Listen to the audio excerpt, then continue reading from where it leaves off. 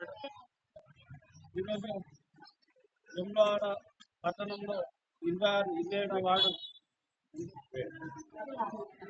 లావణ్య రమేష్ గారికి మేము గడప గడపకు తెలంగాణ రాష్ట్రంలో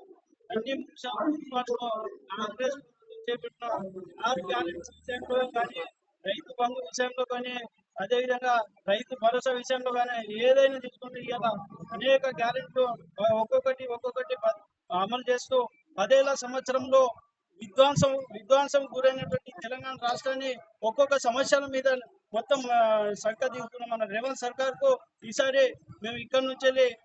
మా కాంగ్రెస్ పార్టీ జెండాను మొత్తం మున్సిపాలిటీ ఎగరవేస్తామని చెప్పేసి మేము జై కాంగ్రెస్, చేతు గుర్తుకే, చేతు గుర్తుకే, చేతు గుర్తుకే, చేతు గుర్తుకే. మరి 27వ వార్డు కౌన్సిలర్ గా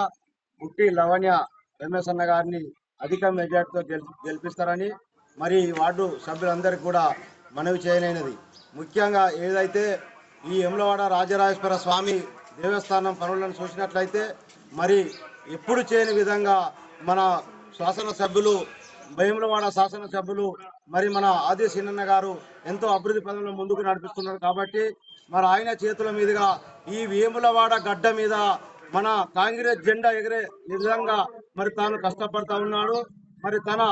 అన్న అంటే నేనున్నా అని ముందుకు వచ్చినటువంటి వ్యక్తి మరి ఎవరన్నా ఉన్నారంటే అది ఎక్కడ కూడా కనబడతలేరు. ఈ యొక్క ఆది శ్రీనివాసాన్ని గుర్తుపెట్టుకోవాల్సిందిగా విజ్ఞప్తి చేస్తూ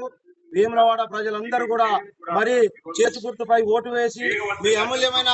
సత్తా చాటుకొని మరి యొక్క కాంగ్రెస్ జెండాను వేములవాడ గడ్డ పైన వెగవేస్తానని ఆశిస్తూ మరి అదే విధంగా సీనన్న